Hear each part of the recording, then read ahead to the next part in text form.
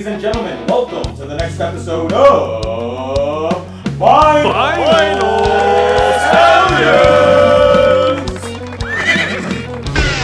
All right, well, let's get into it. Ladies and gentlemen, welcome back to another great episode of Vinyl Stallions.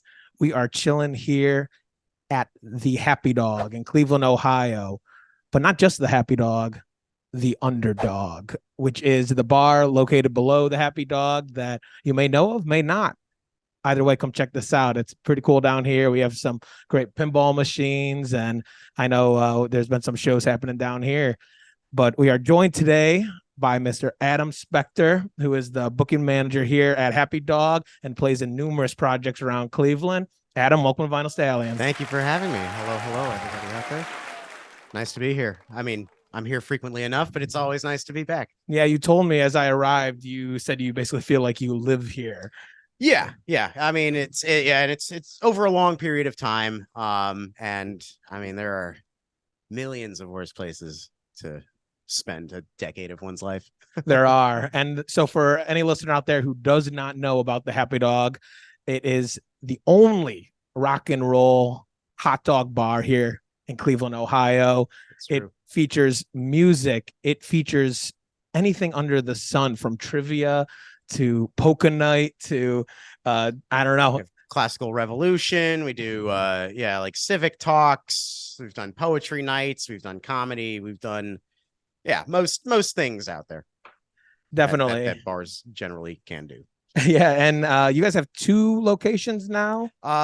We have just like an offsite thing at the ballpark. We had the Euclid Tavern from 2014 to 2018, but at the moment it is just us right here. Got you. Mm-hmm. Well, yeah, no. So, again, that ballpark one was the one that comes to mind. Again, okay. Go to Progressive Field over where the Cleveland Guardians play, and you'll see that Happy Dog stand there. And yeah, I mean, you'll probably have to wait till next year now, but yeah, sadly, we were just talking about Tito's last game. Shout out to Tito, 11 great years here in Cleveland. We've dove in a little bit. I want to just read a quote real quick from owner Sean Watterson that I found on just Cleveland.com. And I feel like this just encompasses everything that Happy Dog has to offer. And so he stated again, Cleveland.com in 2018, Happy Dog is unique in the sense that this is happening at the corner bar in Cleveland. This level of artistic excellence and intellectual thought. But at the same time, Polka Happy Hour also happening. It runs a gamut. It's not exclusive. It's not one thing. It's really a community living room. And that last sentence right there is like kind of a good way to put it, as a community living room where so many different people work their way here in Gordon Square area to come try the hot dogs. And again, if you don't know, you pay one price and you get to fill out an entire sheet of, I don't even know how many toppings do we have now? 50 exactly. Yes. And all the different sauces on the back. You can get some incredible tater tots, fries, and hell, even a burger. Oh yeah. I do like that Sean. Oh, sorry. I'll go right ahead. Oh no, I do like that Sean also described this as his living room 5 years ago, before I started to kind of internalize that idea. And I also like that he implied that there was no intellectual thought in the Polka Happy Hours. That's great. Sorry, go ahead. All I was gonna say was I have taken full advantage of that topping list. And the Happy Dog might be the only place where you can get SpaghettiOs, mac and cheese, and Cheetos on a hot dog. We've been memed plenty of times.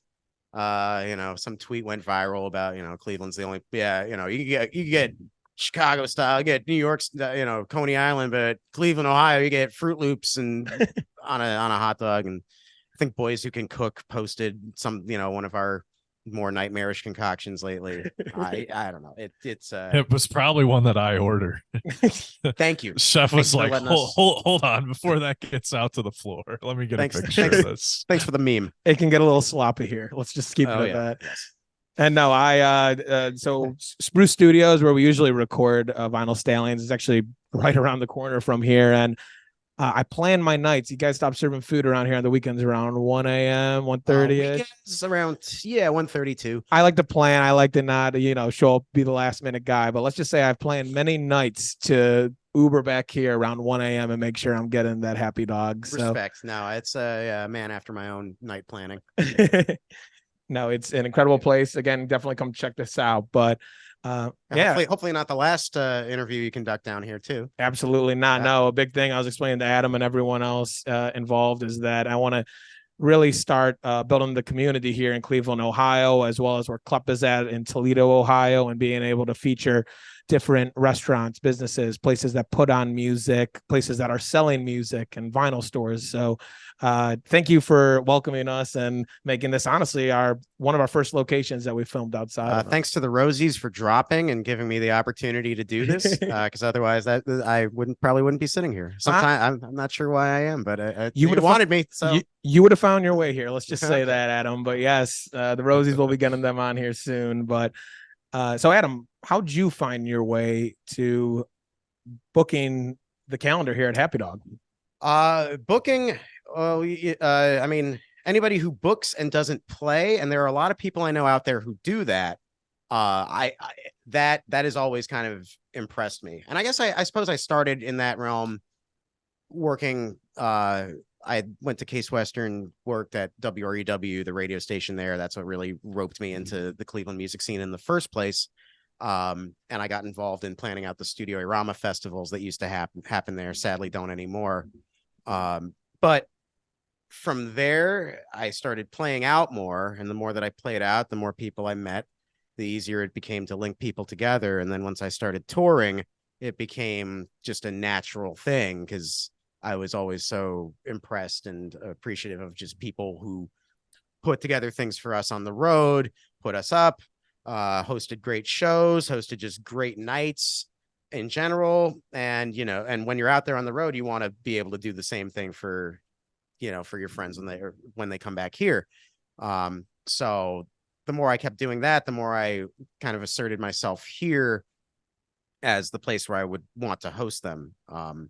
Because the other thing that's kept me here for so long is knowing that every night, every single show, every time there's a cover, 100% of the door goes to the bands. There is no exception to this. No, we don't take out for sound. We don't take out for door. We don't take out for booking. Every penny gets split between the artists. And fortunately, it's the hot dogs, it's the kitchen that's able to make that work for us. We're in a very comfortable situation. Also, I mean, there have been plenty of people doing this before I did. Shout out to Rosanna Sappos, co-owner of the Little Rose Tavern. Yeah. Another fantastic place where they also do 100% of the door to the cover. It's kind of our sister bar, but she booked here for years, still pops in with shows. Shout out to my friend Kat Cade, who also books here, does usually like 1 or 2 shows every month. Shout out owner Tony Cross for also doing that, and everybody in the past, Drew Ritchie, Greg Boyd, and of course Sean Kilbane, who started the entire concept with Sean Watterson in 2008. And he was a musician himself, and he was the one who really set the motive to make this a place for musicians, for touring musicians, to employ musicians. I'm fortunate enough to be able to take advantage of the flexible scheduling here so that I can tour, but that was how the whole place was designed in the first place. So really it's just trying to continue an amazing lineage of just great work that's been done here over the last 15 years now.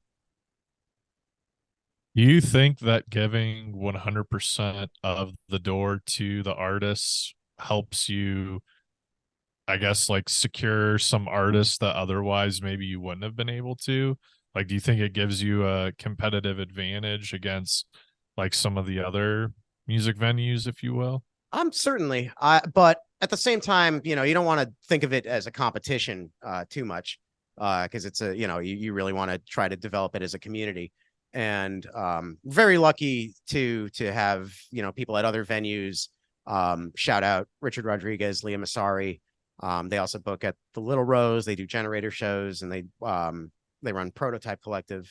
And between them and Rosanna at the Little Rose and other spots around town, Rachel at the Grog Shop, Haley at Dunlap's, there's a lot of good communication going. so that people aren't stepping on each other's toes so much, and that we're working toward the audiences that we want to. But it is definitely, I mean, when I'm on the road, you know, if I'm in another town and I'm telling them, yeah, come play my venue, it absolutely helps that I'm like, oh yeah, also all the money goes to you guys. You get food, drinks, blah, blah, blah, blah. You know, that's, yeah. And at a certain time of night, every night, that always sounds great. Yeah, 100%. Yeah. No, I mean, yeah. I mean, you hit it on the dot. It's not necessarily a competitive advantage. It should be the standard in a sense for what artists are providing and what artists bring to the table. And I mean, I know we were chatting a little bit beforehand and talking about this, and you said that's one of the main reason, if not why, you're still here. Yeah. I mean, for a service job for 10 years is a little insane, but yeah, no, it's the, you know, we try to keep things as transparent and ethical as we can with regard to compensation. You know, some nights are better than others. There's a level of control that you have to let go of at a certain point for certain things, and you know, you just have to embrace the chaos. But you know, once you figured out how to do that, things generally go better than they don't, which very fortunate for. You know, and obviously it's also the bands that you get. You know, people are good at drawing people in, and a receptive audience that wants to keep coming back because they like what's happening. And obviously you can't do any of that. I mean, a great bar staff too, great sound people, great door people. It's all an active thing, which is why you can't look at it as competition, because a lot of the people here, a lot of these same people are also going to other venues. You don't want to, you know, it's a weird, you know, big organism with a lot of moving parts, and you know, sometimes they butt against each other, sometimes they, you know, it's pure osmosis. Yeah, it's got a pulse nonetheless. Oh yeah. I can definitely feel it here in Cleveland, and we've talked about that far too many times here on Vinyl Stallions. But so we've dove into a lot of different aspects so far through our 100+ episodes, and we love featuring artists, but also obviously love featuring people on different aspects of music. And the booking side of it is one we haven't really dove in that much. And obviously you just touched on some of the great artists, but can you give us a little just insight on, I don't know if it's the day-to-day or kind of like how filling up the schedule works for you? Are you reaching out to people? Are people usually reaching out to you? Yeah, it's a mix of both. It's, you know, it's a lot of, it requires a lot of judgment, a lot of knowing your audience, knowing your venue, knowing just and knowing also what's going on around town too, so that you don't try to compete. I mean, yeah, I always like to say, especially with like the people who I actively work with in other venues, better combine than compete. If you can, if it's anywhere near the same genre, like, you know, you could have like a kind of a more electronic kind of, or synth pop, or, you know, indie pop thing, if the venue that, you know, your core audience is going to like a hardcore show somewhere else. And I mean, the hardcore scene in Cleveland is extremely alive. Absolutely. And you don't really want to compete with that. You don't want to try to have too many punk shows happening on the same night, unless they were like at different times, blah, blah, blah. That's details. But yeah, it is a day-to-day thing. You know, it could be like, I'm in the shower and I'm just like, oh, wait, I should hit this person up for this show. And then, you know, I get out of the shower and text them, you know, or it could be like late night. I'm just hanging out with somebody in a band and we're chatting, and it just turns into just like, oh yeah, I got this date available. You want to play this? And, you know, and, you know, either they're like, yeah, let's do it. Or they're just like, oh no, I'm going to be on tour. But you know, I'm never really off the clock. Sometimes I have to make time for myself to be off the clock sometimes, because it's there's generally like kind of there's not much stability or grounding in the whole thing, and it's a lot of late nights, so you have to be receptive to that. It's not necessarily a line of work I would recommend to anyone. So it's absolutely, a lot of it is a labor of love. It can be very frustrating sometimes, especially with like lineup changes toward the end. A lot of the times I'll get the flyers done and then send them to people, and they're like, oh yeah, by the way, this band dropped, this band's on, and it's going to be a 4-band bill now. And it's just, you know, I'm just like, okay, yeah, all right, you know, I'm hands off the wheel. Lord, take it wherever you can. and just hope. But at the end of the day, you really just want the best possible experience for the bands, for the bar staff, and for the audience. And that's the crux of it. You want everybody to have as good a time as possible. You want as many people to be there as you can realistically expect, which, like, on like a Tuesday night, you got to set your expectations. You can't you can't be too lofty with your goals, especially if you're on like the DIY side of things. I mean, I'm not working for Live Nation or anything like that. I'm working for the owner of the bar. So yeah, I guess that's a little bit of the philosophy of it. No, yeah, that's definitely the technical side. And then like you said, you're hanging out with band and stuff. Are you actively searching for like new music in Cleveland? I mean, I feel like that has to just be something that naturally comes with booking. Right. And and sometimes people, local artists will email us, and sometimes, I'm like, okay, yeah, we'll get you on something. Sometimes I'm like, use a little more work. Yeah. But yeah, you keep your ear to the grindstone. You keep your eyes on the internet or looking at flyers to see new names, or you just talk to your friends and they're just like, oh yeah, I'm starting a new project. We'll be ready this time. You got anything? And it's, it's always exciting anytime something new comes along. Yeah. No, I guess I forget that, like, I'm talking about right here, like going out searching for music, but I forget, like, people have to pitch to you, hey, like, let me play at your venue real quick. And so you're probably getting all those unreleased demos or just early things, or a little like the genesis of new Bandcamp pages. But yeah, true that. Yeah, it's nice. It's it reveals new rewards over time. Absolutely. What about the other side of it? I know you obviously you did not heed anyone to take this route of career and diving into that, but I don't know, I guess, are there any like stories? I mean, I know you mentioned like last minute cancellations or things that have just stuck out to you in your years of booking. Oh gosh, it all blends together. I mean, the other night, I played and helped coordinate a show here Thursday night, and it was already running behind. Everybody was okay with it. It was like a well-attended punk show. And then like another band takes the stage and I'm just like, who are these guys? And it was like an offshoot of the main touring band that I didn't know was also doing a set. It was a very recent real life version of the George Bush 9/11 meme. Sir, a fifth band has been added to the bill. Which was I was just like, I was freaking out for a moment, and then I was just like, you know what? As my spiritual guru Robert Fripp says, whatever happens, all I can tell you is that it will.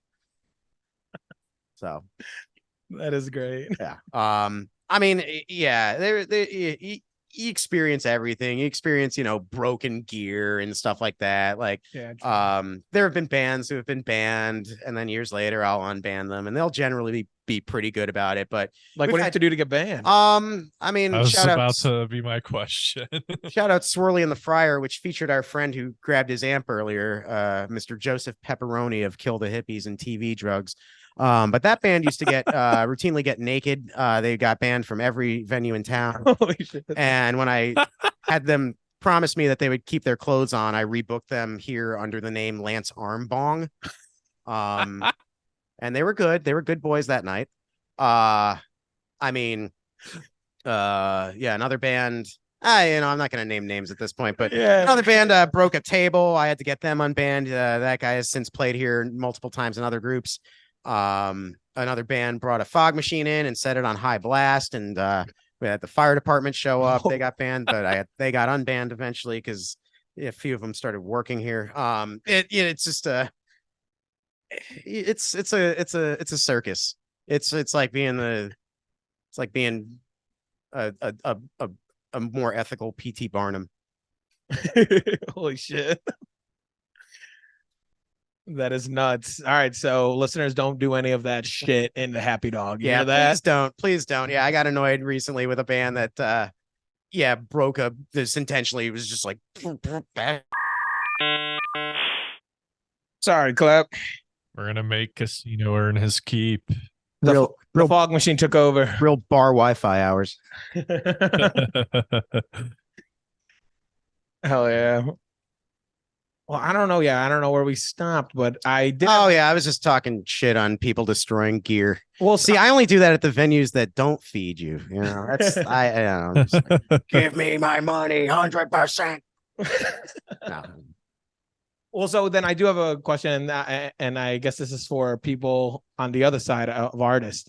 What's the, I guess, best way to reach out to someone who's booking? Okay, yeah. Oh, yeah, no, that's a good question. Okay. There are a lot of guidelines, a lot of things, because I get a lot of emails and I ignore a lot of them. I will say that right now. Apologies if anybody listening. No, but this is how you will get a hold of. Well, yeah, I mean, you know, it's like it's that right balance of the right amount of information without going overboard. If you start to sound too professional, you stop sounding like a musician. But if you don't give me any information, like I mean, people will email me and, you know, there'll be like no band name or it'll be like, hey, can my band play? I'm like, I don't know. Can you? What's your name? You know, like a name, a link to music, a photo, even if it's in the link to the music. I mean, Bandcamp is great because that's really the, you know, the DIY zone, that's become the default website for a lot of bands hosting their own music without having it streaming. And, you know, like I don't have Spotify, I have Apple Music, but like not everybody has Spotify. So, you know, but Bandcamp is great because it's just it's a website. Anybody could visit it. And a way to directly support the artist. Absolutely. Oh yeah. Beyond that. Yeah. Way better than any streaming service. But give me some information, but you don't have to, you know, don't have to give me the whole thing. Also, like other bands that you've played with, especially if you know that they've played that venue, that's always very helpful because then as a booker, then you kind of understand where they're coming from, what kind of community, what kind of zone, if they know other touring bands that have come through, or if they just like come from a certain subset of the local scene or regional scene. That more than anything, like name names, drop me people I might know. That's going to be the thing that's going to hook my attention more than anything else. You could be, you know, you could have the greatest set in the world, and it might be, and you play it live and it could be perfect. But if you just don't know anyone and don't have any sort of definable draw, then it becomes, you know, then it's just like, oh no, I mean, we wish we could host you multiple times. And if you can build up a following, then yeah, we'll have you back. But, you know, we can't, you know, we got touring bands to feed. We got gas to get paid for. So yeah, those are the basics, I suppose. Humanize it, drop names. Yeah. Mm-hmm. Yes. Don't sound like a robot, but also tell me something. Yeah. We play tunes, G chords. Yeah. It's like, yeah, we're looking for a date. Also, give me specific dates. Don't just be like, I mean, unless you're a local group, but like I've had touring bands be like, yeah, we'll take any time in October. I was like, how are you on tour and you're that flexible? Don't you have a route? Like, have you ever had to give a band a name? Not aside from one I've been in. No. Okay, I just like, I don't know. I mean, one of our favorites is a Dave Matthews Band, and that's how they got their names. Just someone was like Dave Matthews Band, and then they just rolled with it for a couple of years, and then they're like, I guess we'll stick with it. Nice. We love it. We also want to give a quick shout out real quick to Mr. Gino Ordini, who's helping us with the film. Everyone go check out Gino. He does incredible work here in Cleveland with all videography and photography. Shout out to you, Gino. Oh yeah, it's a professional setup. Yeah, absolutely. So we've dove into some of the booking side of your life, but you've casually dropped here about touring and playing in all different kinds of different projects. Take us back. So like, what projects are you or have you been involved in? And currently I play bass and sing in Red Devil Ryders. We've been active for 5 years. Mostly play here when we're in town, but we tour a lot. We play Detroit more than we play Cleveland, and that's I'm at a point where I'm like, I'm cool with that. I like that. What are some venues up in Detroit? Outer Limits Lounge is just it's my living room in Detroit. It feels like home every time I go there. Pretty similar to here in just like that. It's just a rock and roll bar that hosts great bands and is run by musicians and also does the 100% of the door deal. Yeah, no, they're fantastic. UFO Factory is another cool place. I played there a while ago. Very similar menu to ours, a little suspicious, but yeah, no, that's a cool spot. Yeah, Detroit. I mean, I go there every day now for Labor Day. They have the best festival, like just the Hamtramck Labor Day Festival is. Yeah, I plan my entire year around it now. Damn. But yeah, Red Devil Ryders, we're working on our 3rd record right now. I also play bass in Marty Brass and the Lavender Jets, which features all of everybody in Red Devil Ryders in different zones. And I'm currently touring in a Buffalo-based band called Science Man that I play rhythm guitar in. Past groups have been Queen of Hell, Heavenly Queen, Fascinating, Ricky Hell and the Void Boys, The Sight, Jim Davis, and then my own solo project, The Beatles, spelled the same way. I secured the Beatles UK.bandcamp.com and ran with it. Damn, that's sick. Yeah. Yeah, it's a lot, and it's always shifting, and it's a lot of fun. And sometimes people will just ask me to join them on random one-offs every now and again, and it's nice. It's a good community, a good crew of people I work with. I'm very fortunate to constantly be in bands with extremely talented, brilliant, motivated, yeah, and I don't know. Yeah, it's a good thing. It's something that needs to happen. I mean, you're doing it. Obviously, you just named a shit ton of different projects. Most people can't even keep one under their belt. But to be able to take it outside of your hometown is like, I don't know if 90% of people end up doing that, probably even higher than that. But obviously, like you just said, it's amazing opportunities. You've been loving it so far. What is, I don't know, what is some of your favorite parts about it? I guess just being on the road. Yeah. Oh, the road is, and I guess some of the worst. It's a very special. Oh no, the road's a very special place, and I've been very lucky that most of my touring experiences have been positive. Obviously, if they weren't, I probably wouldn't be doing it now for like 6 years, I guess, give or take a year for the pandemic. But yeah, just it's like booking. It's like the losing control in the booking side, but kind of in an opposite way. Whereas, losing control, you're just like, okay, Jesus, take the wheel. When you're outside of your element and all you have are your bandmates and the road and the show that you're playing that night, that's all you're able to focus on. Everything else is just kind of melts away for the most part. I mean, I will still certainly be, contacting people back here to make sure that shows are going all right, make sure the money's split up okay. But it's there's just that letting go that comes with a certain point in being on tour, that you just fall into a new routine, and it's exciting. And when you get back, it takes a lot to get used to going back to the old routine.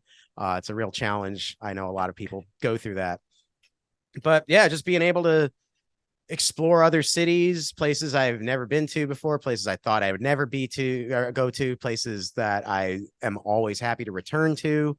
And we eat well. I eat better on the road than I do at home. Yeah. You don't hear that. We take this seriously. I mean, anytime we're in a city, we're like, there's no guarantee we'll ever be back here, so might as well try out like the good local cuisine, the sort of shit you can't get here.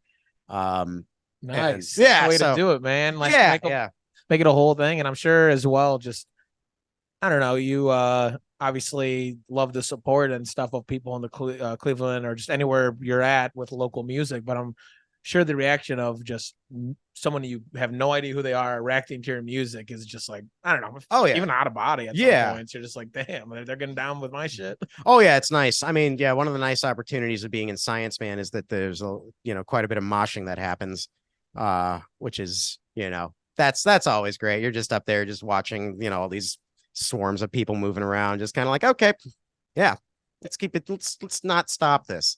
Dude, that band fucks. You were showing me some stuff earlier. It's loud and fast. Science Man Club, check them out. They're damn good. And what does your third tour happening in like 2 weeks? 1 week from tonight. Yeah, wow. We're gone for 2.5 weeks, hitting a lot of spots in the Midwest and the South. A few new zones for me, a few new zones for the Buffalo guys. So it's a nice mix.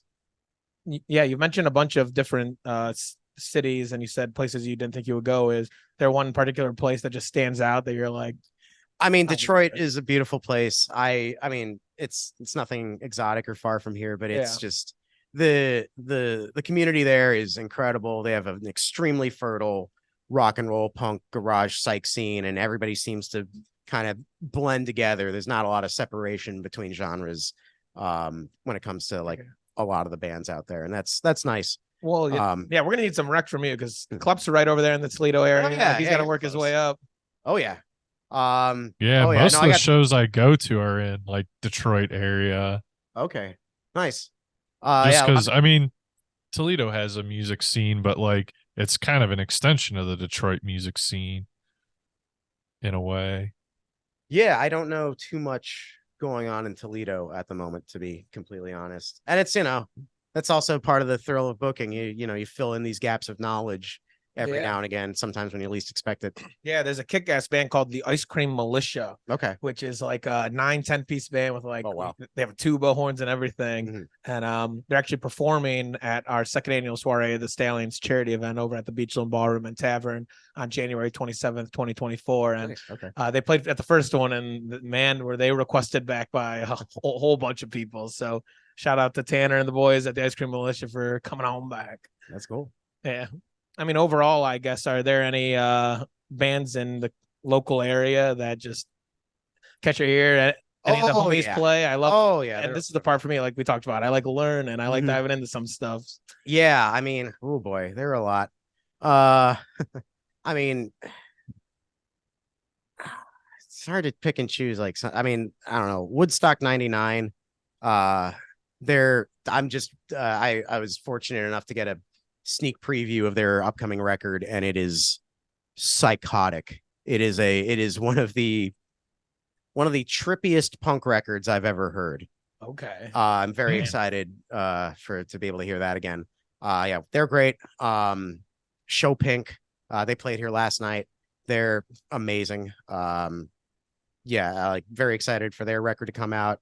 I mean, The Hell, great, awesome punk band. Self-Checkout, The Mist, Language, Pal, Cut Up, TV Drugs, Kill the Hippies from Joey, who was just here. I mean, gosh, there's so much happening. I feel bad because I know I'm missing some people. Hey, it's all right. Well, hey, if I mean, the old like, oh God, Swisher, Disintegration, and then like the Fairview bands, the rotating Malay of No So, Perverts Again, Cruelster, The Carp. I mean, historically, there's just so much. I know I'm missing some people. You go on and on, and I'm sure these names just like rotate through your head, kind of. Oh, absolutely, yeah. Anytime I can get any of these bands, it's usually a good night. So hell yeah. And then what about like instrument wise? Do you have a particular instrument that you love playing more than another? I miss playing bass clarinet. I actually toured on clarinet in Ricky Hell and the Void Boys. Shit. The setup for that band for most part was drum machine, bass 6, guitar, clarinet run through a bunch of pedals. And then so that was fun. But then I started to push it to the limits, and I was like, there's not a lot I can really do anymore. But yeah, that's enjoyable. I love playing bass. I love playing bass. Bass is just I enjoy holding it down in the low end and trying to cram melodies into the low end, having that movement down, the low movements, not digestively speaking, musically. That comes later. Yeah. Oh, that sure does. No, man, comes after a slider dog. No, man, I'll be excited. I dove into the 2 Red Devil Ryders albums from 2019, 2020, and like I'm pumped. So there's a new one coming. You said we're finishing writing it. The third album tends to be I've noticed throughout time tends to be the difficult one. Yeah. The first one, it's like, all right, you're full of ideas, you got all this and that.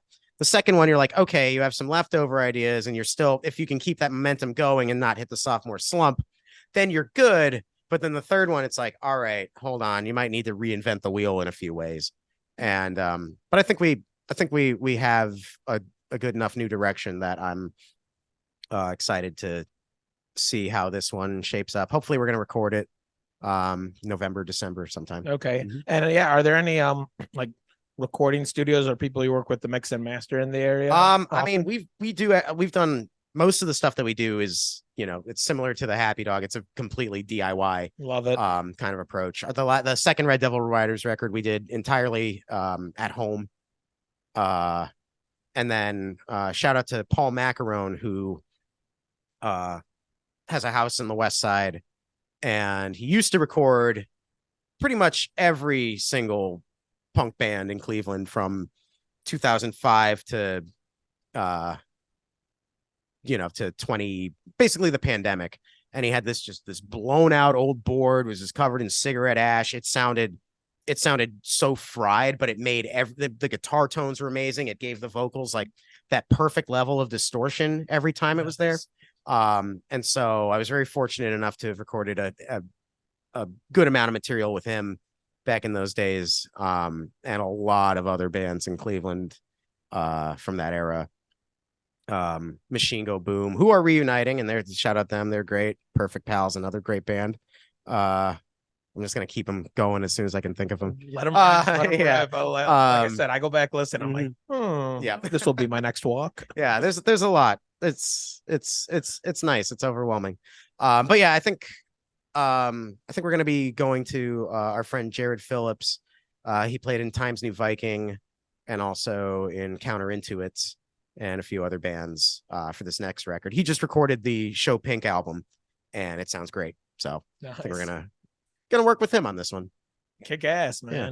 No, it's always good to know. And again, a side of music that is just like obviously essential, and like I don't know, it's a collaborative way as well to work with someone where you bring an idea to them in a sense, but to be able to work well with someone is like huge. And obviously for them to have it make it sound like you have in your head is even better. Yeah. Oh yeah. Yeah. It's about seeing the vision, realizing it in the best way that you can. And,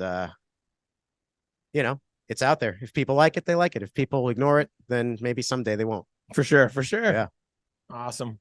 I appreciate you naming off a couple of those and diving into a whole bunch of different artists. I'm missing people. As soon as I go upstairs and look at the signs, I'm gonna be like, oh, geez, forgot. Just Patchkey. There's another one. Patchkey. Shout out Patchkey. Shout out the heads. Yeah. Anyway. No, I mean it just shows. I feel like I'm well versed in this Cleveland area, and so many artists that I have heard come out of your mouth so far. I'm like, I've heard of them, haven't dove in, and I mean, yeah, I need to do it, man. There's so much great music in this area. Yeah, there's an immense amount of stuff. It rules. It's a nice thing to be a part of. Absolutely. No, shout out to the Happy Dog again. Thanks again for hosting us. Yeah, thanks for having me. I mean, yeah, I don't know. Do you have any more questions about the place? Because I guess that's what we were really, really talking about. Yeah, no, 100%. So for those who haven't actually been here, to give you a visualize, you're walking in, the stage is right in front of you to your right, which is like unique sometimes. Sometimes you got to search for the stage. And at nights, always expect there to be somebody at the door asking you for money. That's cash money. Yes. I mean, well, we take card too, but yeah, just a fair warning. There may be somebody at the door asking you for money. That's all. And it's all going to the artists. Exactly. Every single time. No, yeah, all going to the artist. And again, we've named a couple really cool different things that they host here. And sometimes they're just even a hot dog bar just in that, which tonight's one of those nights. Yeah. Yep. But you have a whole bunch of people here, and again, travel far and wide to come. I don't know. You got any fun facts about the place that some people may not know of? Not particularly. I mean, yeah, every now and then, I'm trying to think if anybody really famous has come through. I served a couple of the Bare Naked Ladies once. It was early in the day. Yeah, they were playing pinball. They're pinball guys. And I can totally see that. yeah. They were just like, just like, oh yeah, we're playing a show tonight. And they're like, oh, that's cool. Where's the show? It's like Nautica. And I'm like, okay, where are you coming in from? They're like, oh, we're from Toronto. And I'm just like, oh, okay. And then they leave, and I look up what's going on at Nautica, and I'm just like, oh, okay, that makes sense. Oh, okay. I think one of the tables that there was just like, was that just? And I'm like, yeah, it was. Those are the guys. I served Meatloaf's That's daughter one of the once. most. Oh, go ahead. Oh yeah, sorry. Oh no, I just said I served Meatloaf's daughter once. That's the whole story. That's still like I would say that's a famous person. Like, Yeah. think about Shout out. Ozzy's daughter. Oh yeah, yeah, a bit less famous, but I guess another fun fact that we talked about before is the pinball machines themselves that people can see in the background here. Yes, maintained by Super Electric Pinball Parlor. Shout out the heads over there. Good old friends of the establishment. They maintain them. They're a great spot. Yeah. No, it's a community here in Gordon Square, and we were talking about how they had the old Sweet Moses sign. It's all linked together here, so come check out. It's a really just up and coming. I mean, it's been up and coming for a couple of years, but it seems like we're having a lot more people showing up, and we do what we can. And yes, manage as you can. But I guess, do you have any events or concerts for the rest of the year booked here that you want to shout out? I mean, this weekend alone is just it's just nuts. We have some country music tomorrow night, including friends from Detroit, Craig Brown Band. They're amazing. He was in a band called Liquor Store from New Jersey years back. Friday night, return visit from an Asbury Park pop group called Dentist. They're good. Yeah. We have Perfect Pals, who I mentioned earlier, playing. New band Parfait Girls on that one. Oh yeah, Saturday night, John Sun-Soo from Acid Mother's Temple is here. On a solo band tour with Brood X. Shout out Brood X, Anteater, Burning Plastic Blues Band. All that's a stacked lineup. And then Sunday, Scott Yoder from Seattle, with Columbus's Off Dreamy, a new band Confusions, and Language, who I mentioned earlier also. That's just this weekend. Forward, the Machine Go Boom reunion is going to be great. Perfect Pals are on that one too. Honolulu High, another great band. Yeah, I saw them playing here. Yes, yeah, they're fantastic. Yeah, Jason, Brendan, good guys. Yeah, it's never ending. Yeah, it's never ending. I can go on. I mean, we have a great band from Tucson called Class here. Monday, October 23rd. I mean, this will all possibly have happened by then, but no, I mean, John Spencer's here in late November. That's a bigger one. It's like we're trying to toe the line, trying to get a few bigger acts in, but also leaving plenty of room for the DIY heads to continue doing what they do best. Hell yeah. And yeah, no, I guess that is your baby, the schedule coming up here. So you're gonna be proud of it. It's my little excited for every single one. I told you before, I the other night I counted because I was feeling a little nuts. I counted and I was just like, let's see how many shows have I put together on here. Not that it mattered, not that it's a number, but last night was 109 for this in 2023. Wow. That I either helped book, or had generally been responsible for on the back end. And we are still in September, ladies and gentlemen. Yes, yeah, this is late September 2023. So there's still at least another 40 or something. I don't know, but 30 at least. So I'm just like, okay, yeah, no, now that's why I feel insane, because you kind of put yourself open to public scrutiny every 2 to 3 days. The stress can get a little much. 100%. But you know what? I mean, things go better more often than they don't. And definitely. That's and guess what? Someone has to do it, and we very much appreciate it on your end. Well, somebody also has to play it and promote it. So yeah. Yeah, no, it's definitely a two-way street, but no, again, a very interesting side of music that we haven't dove into that much, and appreciate the insight. And yeah, anytime. I guess before we sign out, so we always do an encore here on Vinyl Stallions, and it's just one simple question that we like to ask every guest. And I'll phrase it like this: what is your most memorable concert experience? And this could be you playing, this could be attending, this could be a wow moment, this could be a what the fuck moment. And feel free to name a bunch if they come to mind. A what the fuck moment. Nothing truly like that. I mean, we had a nice night with Heavenly Queen, a band that I used to be in, featuring members of Kill the Hippies, Whacked Wagon. There's another great band. and the late great Dave Molnar, he used to run sound here for 10 years, and played in New Planet Trampoline, the It Men, Hot Rails, bunch of great bands. And we were playing on the rooftop of Blazing Saddles Cycles up the road. They a couple summers they did like a big pig roast blowout and everything like that. That's good. And we were up on the roof. I was on some various psychedelics, and I don't know if my bandmates knew. I don't remember if I had told them yet. Surprise! So I was just surprised. So I'm just standing there, kind of stumbling around, like working around my pedals, just wobbly. It's dark out. There's fog. I'm like, just like, woo. And after the second song, I'm just like, hey, can I get some vocals or guitar in the monitors? And everybody's just like, there are no monitors, dude. I'm like, what? It's like, and they're just like, no, the PA blew, and now the PA or the monitor's blue, so now the PA blew, so the monitors are now the PA. And I'm like, oh God, this sounds terrible. I can't hear a damn thing. Oh, all right, well, we're gonna start playing, and we're playing. I mean, this band also, all the songs were about like candy and like, I mean, they were really all about like sex and drugs. But it was all like candy, ice cream, chocolate kind of metaphor. It was like a bubble glam band from like the late 60s, like 1910 Fruit Gum Company or Monkeys or the Lollipop Shop, any of those groups. But like fireworks started going up over us while we're playing a song called Goody Goody Goody Gum. And I'm just like looking up at the fireworks while I'm just singing this incredibly stupid chorus high off my ass. I'm just like, okay, this is fine. Incredible. This is great. This could happen again.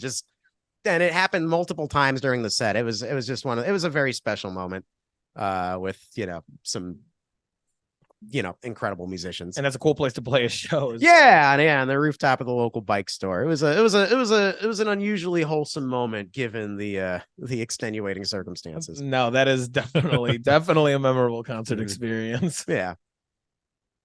That's the one that comes to mind. Hell yeah, man. No, we appreciate it. We always like to throw people on the spot. You don't get much time to prepare for that. Yeah. I had less than 24 hours. So yeah, true that. Again, shout out to yourself for being able to do a quick turnaround. Shout out to the Rosies for bailing. But yeah, again, the Rosies will get you back, boys. But yeah, we wanted to do this for a long time. We wanted to be able to, again, to start like connecting locally. We had one over at Signal Flow Studios with Chris DeCola a couple months ago at this point, but we haven't really done too much, so we appreciate you welcoming us, and again appreciate you taking some time to chat. Thanks for having us, guys. This is a lot of fun. Nice experience. Before we sign off, I do have a very tangential question for you, Adam, and is, has anyone ever said or told you that you sound like John Mayer? Like, not necessarily like the sound of your voice, but like the way like you enunciate and like your inflection, you seriously sound like just like John Mayer. That's interesting because he's from Connecticut and so am I. Ooh. Yeah, I'm pretty sure he's from Fairfield. He is. Yeah. So yeah, I'm from Milford. I grew up like a few towns over. Interesting. Yeah. Wow. I mean, your voice does sound like kind of similar, but like the way that you like enunciate and your I just want to tell you your body is a wonderland. Oh, thank you. That's the nicest thing anyone said to me in a while. No, I'm just kidding. Love it, baby. All right, well, let's do a little bit of sign out. So my name is Spruce. My name is Spec or Adam, whatever you prefer. I'm Clep. Or is he? Anyways, this has been another episode of Vinyl Stallion.